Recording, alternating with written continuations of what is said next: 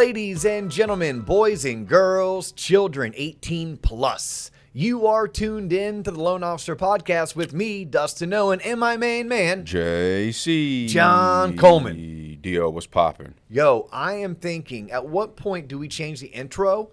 And Never. Instead of me saying, hold on, not never, but what if I said, you are tuned into TLOP, instead of you are tuned into the Loan Officer Podcast? No. We can't even start leaning hard into TLOP. I mean, if you want. Like, I want people to tell us, like, what does TLOP mean to you? Is it a brand? Is it a lifestyle? Is it a way of thinking? Right? Is it the motivation you need to get through your day? Like, what is TLOP? And maybe we go all in with TLOP.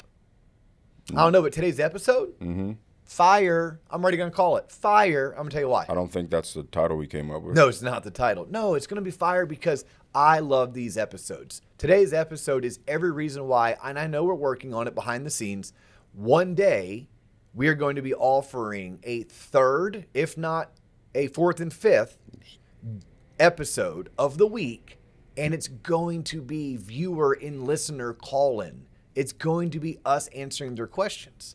So today, you and I grabbed our notepad of accolades and reach outs. Of unused business cards.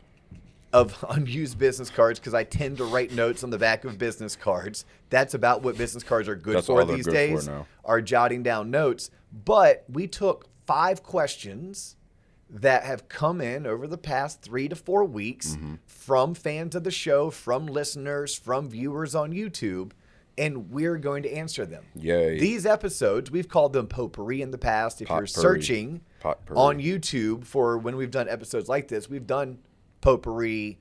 Heck, even episode 41, the episode that kind of put us on the map, that episode was one of the first kind of caller, viewer, listener questions. We answered it and created an entire episode. All right, John, so let's fire away. Let's give the listeners what they're looking for. Mark Holmes, go ahead and stamp right now as the Lucy stamp, and we're going to get into the show. Hopefully I can read this shit. When do I know it's time to move on from this shitty job called loan origination? Oh, I don't think that was the actual question, John. I think that's you putting your own spin to it. Because that's what people think when they're flipping the table and ready to get out. Is that what it is? Yeah, I think so. They just blame it on the industry, not the individual. Okay, well, I read that question a little bit differently when I read it, and you and I both read it because it came across as an email. Yeah. And the email is set up to go to both of us, so I read it more. Okay, I'm going to answer it the two different perspectives. I read it like, how do I know that I need to leave my employer? I wasn't thinking leave the industry. You read it as, how do I know I need to leave the industry? Yeah. Cool. Let's start with your vantage point, your POV, John. Yep. We'll take your POV, then we'll go with my POV. Your POV is, how do I know if it's time for me to leave the industry if you don't like what you're doing? Right? If you don't like what you're doing, if you don't see a future in this industry, life is short. You should do things that you enjoy doing, that when you wake up, you're excited to go into the office. Like, nobody likes to work.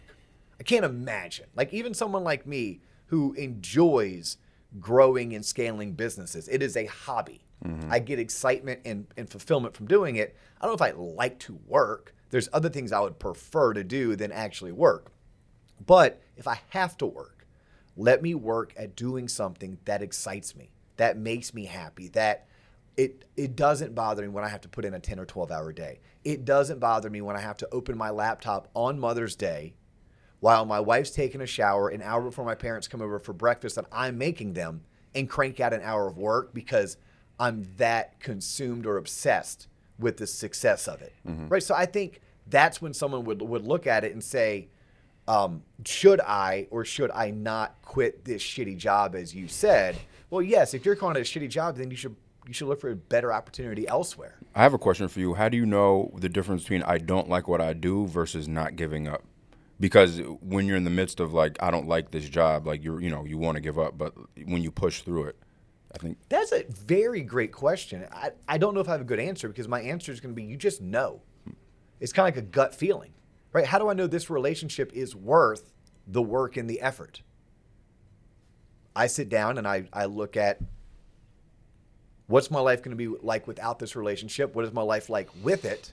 And when I weigh the pros and cons, and I can't imagine my life without that relationship, whether it's one with a parent, one with a child, one with a childhood best friend, one with a spouse, there's certain things that my gut just tells me that's worth fighting for. That yes, it's hard. Yes, right now we don't like each other. Yes, right now we're frustrated. But would I like the alternative, which is to never have that relationship? I think when you're looking at your career, the same thing applies. You weigh your pros and cons and you're like, look, it may suck right now, but has it always sucked? Do I anticipate it sucking in the future? And maybe I'm just going through a sucky time, but when I weigh my pros and cons, I can't imagine doing anything outside of this. I share a story of myself where this was 12, 13 years ago, and I was really ready to just kind of cash in. I was ready to take my chips off the table and go into a new career because I was, quote unquote, done with mortgage. And when I ran my pros and cons, here's what I learned. If I go into a new industry, I have to learn it.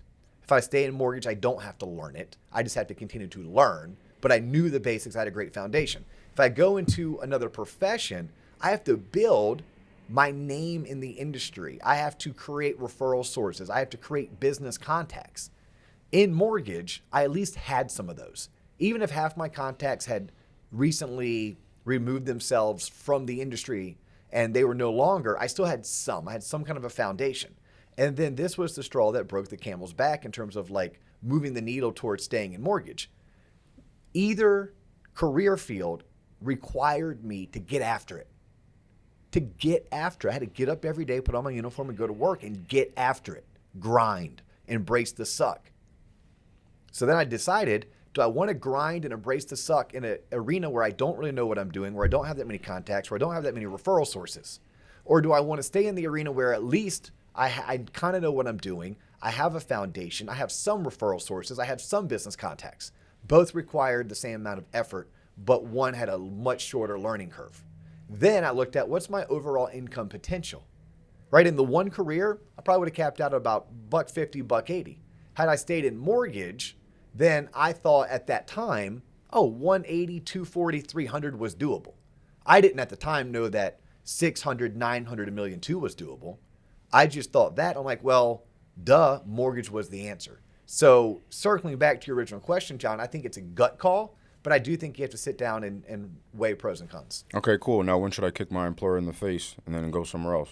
Yeah, so that's a great question because we live in a day and a time where, like, your father worked for the same employer for, 30, 40 years? Your mother did the same thing. Oh, yeah. My father was with Tri-City Electric in Central Florida for 43 years, I think. That's not the world we live in today, though. No, it's not, right? So, like, when you are running a business and you have an associate who worked for you for 7, 11, 14 years. Better be thankful, first of all. Yeah, you did something right. Yeah.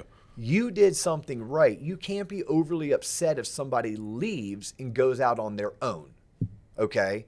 At the same time, you can't be blind as the employer to think that all of your people are going to stay with you for 10, 15, 20 years. If you have a handful that do, again, you're doing something right. You have built a great culture, a great company, and you're somebody who's probably worth working for or working with because you're a great leader.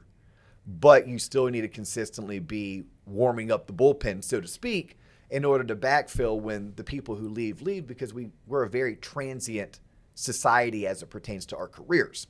If you're contemplating like leaving your employer, you have to ask yourself why. Like, why am I doing this? I believe many people do it for all the wrong reasons. I think many people do it because they're unhappy.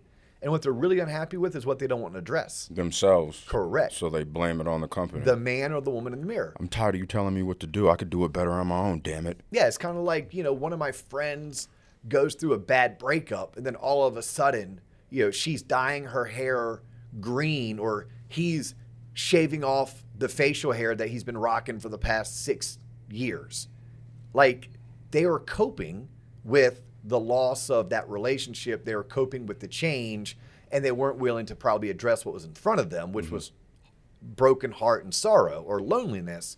As employees, we sometimes will just change our employer because we weren't willing to address whatever the elephant was in the room. I don't like my boss. I feel like I was overlooked for a raise or a promotion. So instead of advocating for myself, I'll just leave. Instead of addressing why it is that my boss and I aren't seeing eye to eye, I'll just leave. But you sometimes are leaving coworkers that you adore and adore you, a corporate setup that is beneficial for you long term, and you end up going somewhere where, as we know, the grass is not greener, it's just different. And then you rinse and repeat. 3 years later, you're doing the same thing. 5 years later, you're doing the same thing, where it may have been easier, and this is probably easier said than done, to kind of circle the wagons on yourself, look inward, figure out what you can fix there, what you can be doing different, because maybe where you work isn't the issue. Now, sometimes it is, right? How do I know if where I work is the issue? Well, if they're preventing me from doing what I need to be doing, yeah. Meaning like in the mortgage business, my loans aren't closing on time. I'm not being coached or mentored by my sales manager. Say what? Yeah, I'm not being shown what to do. No one's investing in me and my future. Yeah, maybe at that time it's time to leave. Or, there's certain times that people have this itch to be the one that's in charge, the one that's in control. I don't care if the decision's bad. I just care that I made it. Yes, sir. I want that opportunity. Look, I get it. It's usually that same personality trait that led that person to want to go into 100% commission sales as a career, that they also have the risk aversion to jump right into, I'm going to run my own thing. Now, I have found, and this is from talking to friends of mine, that what they find is just that. They don't make any more money. They don't work any less hours. They don't have any less stress. The only thing different is they call the shots, and they just wanted that opportunity to call the shots. They may even make less money. They may even work more, which I would tell them more than likely that's going to happen. But the fact that they get to clean up the messes that they make, and no one is looking over their shoulder, being like, I told you so, or I knew you shouldn't have done that, or we have to sit down and have this meeting because you're not following company policy. Yeah, so I think the answer is different to every person. But what I would advise many is like, a lot of times it's not your employer, it's you. Can you have those tough conversations with yourself or with others, stay where you are, and fight and advocate for it being better, or for it to provide you what it is that you feel like you're missing? Or sometimes that isn't the answer because where you are isn't providing whatever it is that you're missing. Just be able to get out a pad of paper and a pen and write down what it is that you think you're missing, and then figure out, are you going to get that when you go somewhere else? And it should never be for things like, oh, this company has a better product. This company has a better pricing structure. This company has better comp. That is a fool's game. I don't care what industry, right? You could be in dental equipment sales. You could be a pharmaceutical sales rep. You could sell cars for a living. You could be a loan originator or a commercial realtor. Insert your career here. If you're leaving because you think it's a better product, better commission structure, or better pricing, please know that you have no control over the product, the pricing, and the commission structure. The minute you get over there, it could change like that. Or it could change 6 months down the road or 12 months down the road. So I caution anyone who's making that. It should be about career advancement, self-improvement, career betterment, fulfillment. Like there's bigger things that are maybe more abstract that you should be chasing, not necessarily the three I just mentioned, the product, the pricing, or the compensation. Well said. All right, what's next on your list, John? People don't want to know my answer? Oh, what's your answer? I'm kidding you. When it's time to move on, when they stop adding you to all those emails and to those meetings, that's how you know it's time. That's all I got to say to that. Oh, say that again. Nothing. When do I know it's time to move on? When they stop adding you to the email chains and stop inviting you to the meetings. That's when you know. I love that. It's real talk. Like your words, like I would paraphrase that. The minute you are no longer feeling empowered or given autonomy, right? You should work somewhere where people want to hear you and they want to include you. I like that. See, my little nugget. I don't speak much, but when I do, it's profound. Question number 2. Do, what drives you? Keep this under 50. Was this from my mom? Keep this under 55 minutes, please. So, hey, really cool story. Yesterday, my son graduated from high school, and we got to the UCF arena. That's where the high school graduations in Central Florida What the hell? tend to be held, which is why the centerpiece today Hold on. is UCF themed. And my son's going to UCF, so go Knights. I graduated in my high school gym. Yeah, they don't do that anymore. And we're in Florida, John. You were up in Massachusetts. You know how hot it was yesterday, and it could have rained. I mean, the gym, the gymnasium. Duh. You said gym, and I thought the football stadium. You said gym because my sister, when she graduated high school in 1992. Whoa. Oh, yeah, it was on the football field. It was on the football field. I remember those days, yep. Yeah, so no, they moved them inside now. But no, we're sitting there, and it was so awesome, kind of cute. So my old man, my dad's sitting next to me. Shout out to my dad, Don. And Don's sitting next to me. My mother-in-law there, my father-in-law there, my daughter's best friend, and my wife. Like we had 8 of us in a row or whatever. A whole bleacher. And we're waiting for the actual ceremony to start. And I look over, my dad's checking his emails. And who did he get an email from? Nikki Ray at TLOP. No way. And it was an invitation for Pops to become a Premium Plus member. Because he has signed up as a TLOP. I mean, my dad's not in the mortgage industry. He was in the electrical. He's an electrician for 50 years. We still need the numbers. But nonetheless, I thought it was really cool. And he was like legit reading it. So I like elbowed him. I'm like, Pops, that's not for you. You know that, good. Right? No, but I'll sign up. Okay, what was the question again? So I totally said what drives you. Oh, yeah. But you have to keep it under 50 minutes. Now you have 48. 50 minutes or 50 seconds? Just please keep it short because this is going to go down a rabbit hole. What drives me? That's a good question. What drives me? I feel like my mother asked this, and I would tell my mother, Mom, what drives me is probably how I was raised by my parents, right? Lack of love. I picked this up a little bit in some life coaching sessions, all right, some therapy sessions, where my whole life I grew up, and my father would show love to those who worked really hard. He talked a lot about we don't half-ass anything, and we give it our all. And if you half-ass something, you heard about it and you got lectured. So I've learned at an early age, and my father is someone I always looked up to, always admired, still do today. And it was knowing that if I wanted that adoration, if I wanted to be felt like I earned his love, it was by working really hard. So early on, I learned to work hard. Plus, I think growing up in a lower middle class neighborhood, a lower middle class blue collar household, hard work was valued, right? That was kind of your stake. That was who you were. And then my mom is the biggest ego inflator that there is. Like even with my son, with my niece, with my nephew, like she's the most amazing cheerleader. Her children and her grandchildren could never do wrong. Where I even said to her last night at dinner, I go, Mom, no, I really was an asshole in 8th grade to Mrs. Hess. Like, you didn't need to defend me and be like, not my baby, as your mom would say. I'm like, no, I earned that. But my mom still, nope, not her kid.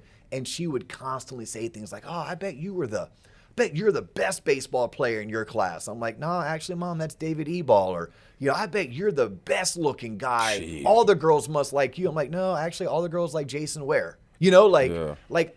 So, but in my mind, I knew she wasn't doing anything malicious, but I think she was like almost molding me in a way where I grew up thinking, oh my gosh, well, if I want to have someone like my mom, who I love and respect, look up to me, then I need to be the most athletic. I need to be the best looking. I need to have the most money, because my mom, who grew up even, like, I would say I grew up lower middle class. She grew up below that, right? So like not in poverty, but like somewhere between lower middle class and poverty.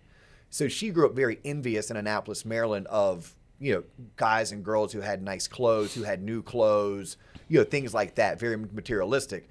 And I would grow up listening to my mom talk about those people like they were better. Oh my gosh, you see the car that so-and-so drives, you see the house. Those people suck. You see that trip. So like I was just raised in a household, and they weren't doing it on purpose, but where it's like, wow, if I want my dad to love me, I got to work the hardest. And if I want my mom to love me, I have to be the best looking, I have to have the most money, and I have to be the most athletic. So as I matured and my brain developed by age 26, then I constantly found myself always wanting more, pushing more. It was through maybe a little bit of some life coaching that I realized maybe that's where it came from. And at 44 years of age, I'm still there. Like, I need to be accepted. I need that validation. And if someone thinks something is crazy or hard to do, i.e.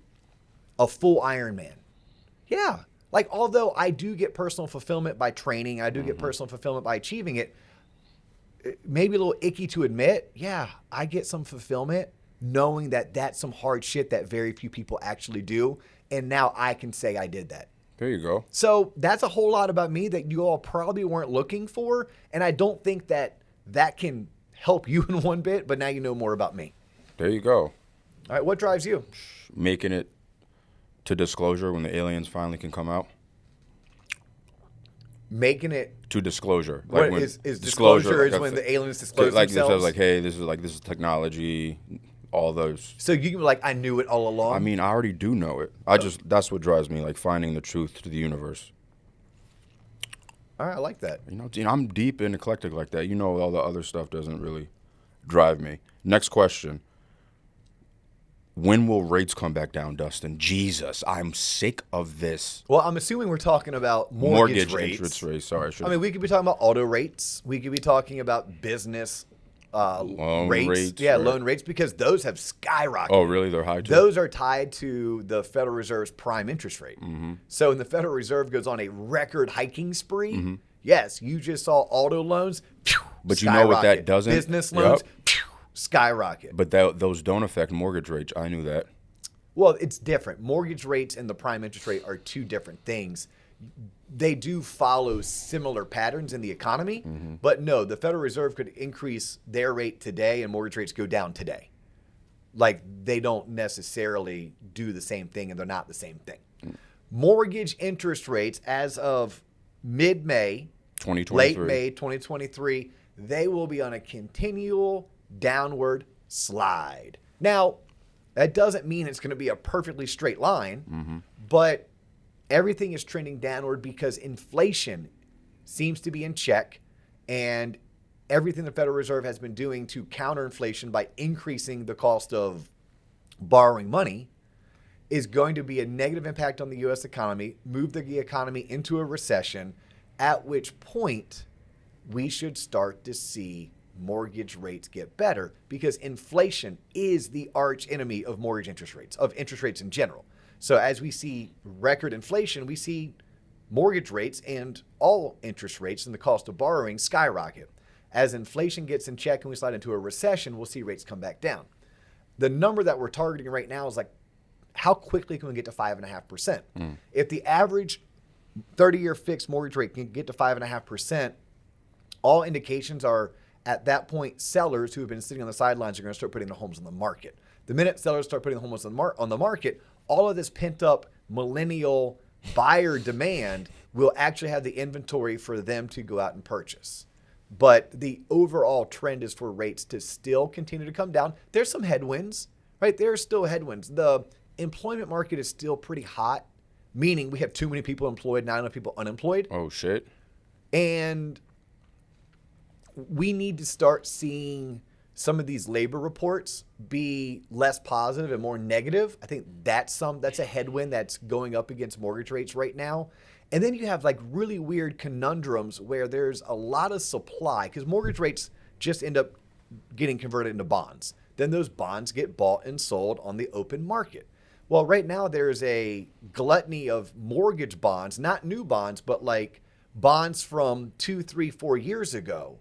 And they're up for purchase because banks are selling off their bonds right now in order to infuse cash into their bank, because there's been a run on banks recently, bank right? Runs. Like we have seen this happen, and banks need to have enough cash. In order to have enough cash, they need to sell some of their investments. Some of the investments that they're selling right now are the investments that they had in bonds, and the bonds that they held were mortgage-backed securities. So that has added a bunch of supply to the market. Well, if I'm trying to issue new bonds into the market, and I'm competing against old bonds that are also coming to the market, well, there's only so many bond purchasers at any given time.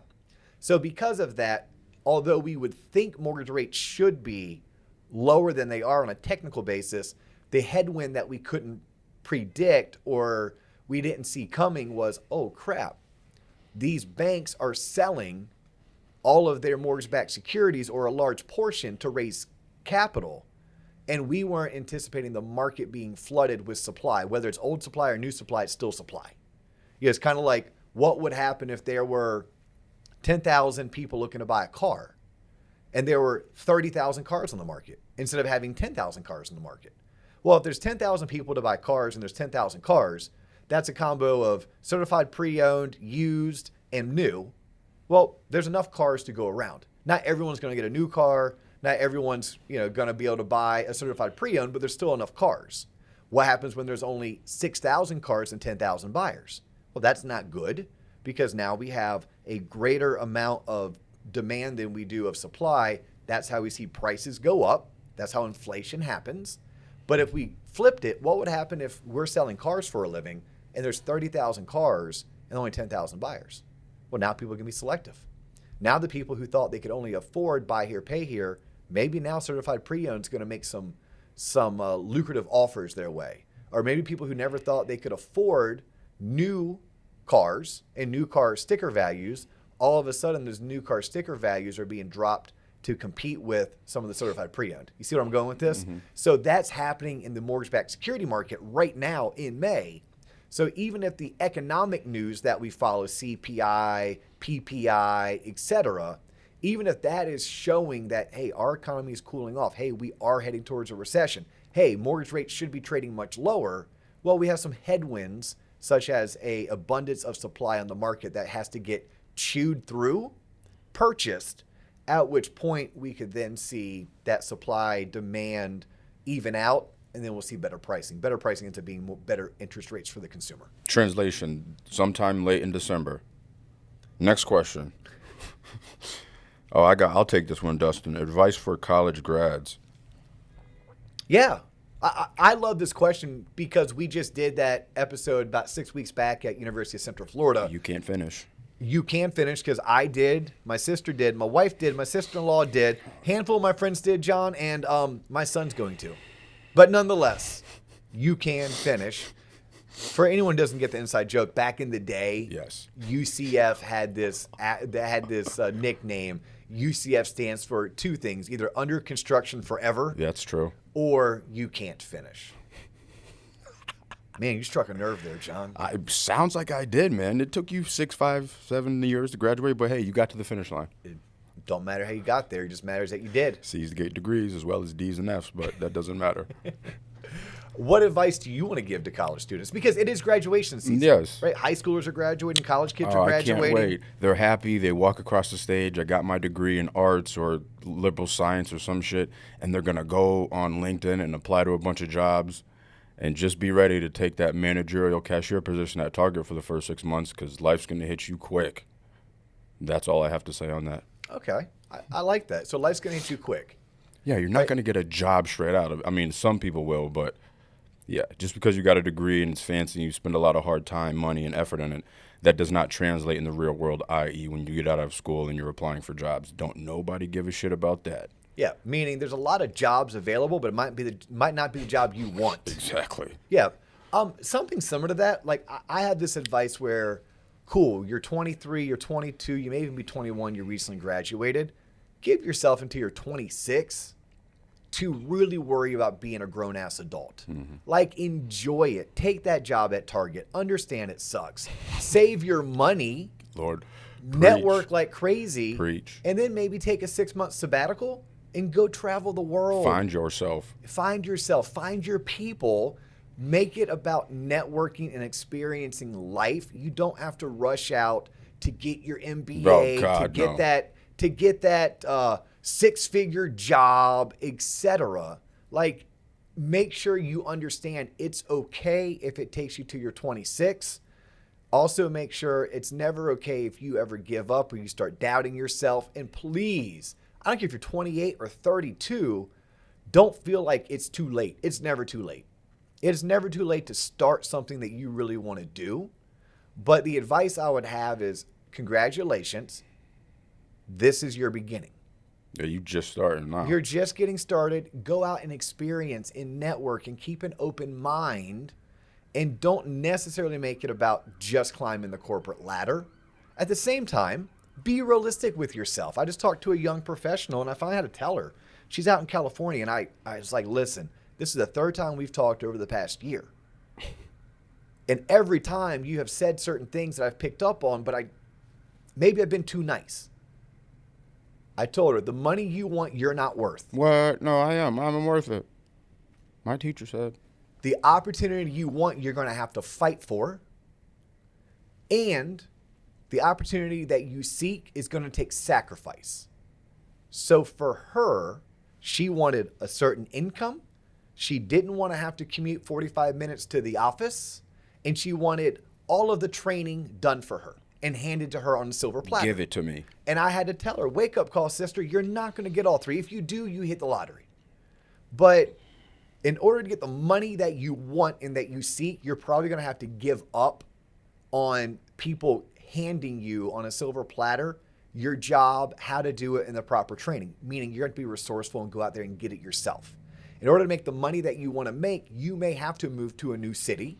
You may have to drive 45 minutes to the office. You might not be able to work from home. By the way, work from home is not really working out in general. I know we all have 2 or 3 people where hybrid works great or so-and-so works from home and they have for a decade. I get that. But for the rest of us, the business professionals, the engineering professionals, the teaching professionals, in totality, the 65% of us, which would be the majority, some could even say super majority, work from home doesn't work.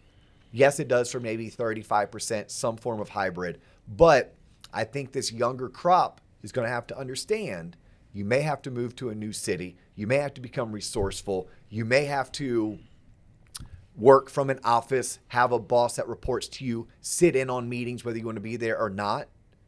Or you may have to take a cut in pay. Watch your mouth. But in return, you get to not have to relocate.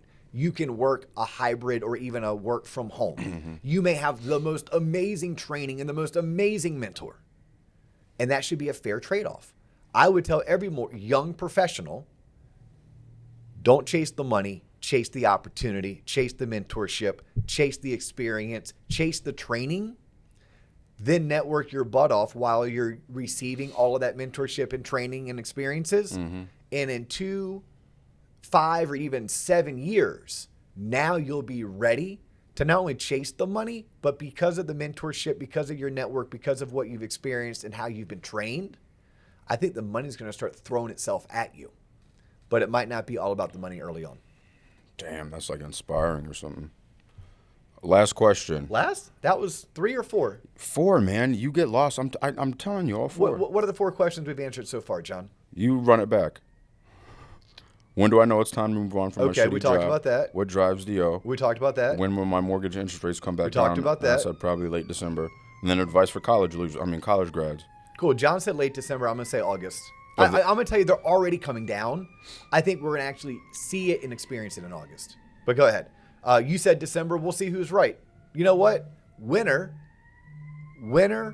owes the other person a bottle of their favorite $100 or less bottle. Whoa, it's of something. Gonna expense it anyway. All right, cool. Worst investment you ever made, and we need to end quickly because apparently we have like a meeting after this or something. Okay, worst investment I ever made besides getting hooked into one Ponzi scheme and one pyramid scheme, which I did.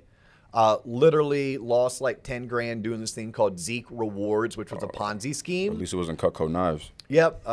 There's a guy, his name is Ray Lopez. He's the guy that wrote me into it. And nonetheless, I think I recouped like 5 of the $10,000 that I put into Zeke. But the learning lesson was invaluable, Dustin. Yes, but no, here's what the bigger learning lesson I learned. It wasn't the Ponzi scheme or the multi-level marketing scheme that both of them I lost a lot of money in. The worst investment is me trying to be a stock picker. I'm not a stock picker. I'm really good in sales and marketing. I know a lot about the mortgage industry. Mm-hmm. I know how to give basic personal financial literacy type advice. Mm-hmm. I don't know how to pick stocks, and I don't have enough time, or I'm not willing to take the time to actually learn how to use the charts and the graphs and the tools that traders are. So for me, the worst investment I've ever made would be anything that has to do with stock picking, because I'm not a stock picker. Likewise, because I lost my ass on True Leave. Yeah, you're not a stock picker either. I thought I was. I bought it. And that's probably my advice to most people is you're not a stock picker. You need to have 6 months reserve. Are you that guy or girl? You need to be investing into an IRA, whether it's traditional or Roth. Your income will dictate it. You need to be participating in your company's 401k, especially if they have a match. Right? If you can do those 4 things and own a home, that is boring AF, but that's how millionaires are made. That right there is how millionaires are made. It's not through stock picking. And if I have lost my ass in investments, besides the Ponzi scheme and besides the multi-level marketing, it has been with me trying to be a stock picker. Damn. Yeah. We'll end on my note. What's your note, John? I think my worst investment I ever made, investing my time in shitty companies with shitty people and shitty relationships. Yeah. That's profound. God, another one, John. God, JC's coming up with the profoundness. Yeah, because you learned that you helped someone else get rich. Yeah, hell yeah, multiple times. Yeah, your hope is that with TLOP that one day we can make it and you're going to own something that not only pays your bills but also provides financial security down the road. I just want to elevate you to the level of stardom that you so John, it's not about stardom. Yes, it is about recognition. Stardom is about that little dust of knowing in 5th grade where your mom's saying, I believe in you, even though you came in last place. And you're like, no, I got this, Mom. I need to elevate you to that precipice, shall we say. Well, you know what? Knock yourself out, homie. And how about this? To all of our listeners who want to see John Coleman succeed at life. Thank you, please. Then please continue to like us, share us. Go on YouTube and subscribe. Find us on Instagram and follow. Hit me up and connect with me on LinkedIn. Go to TLOP Online. It's only the beginning. Check it out and become a premium member. More importantly, you're going to want to become a Premium Plus member when that launches on June 1st. His name is John Coleman. My name is Dustin Owen. That is all the time we have for you today, but we look forward to catching you on the next episode. Peace.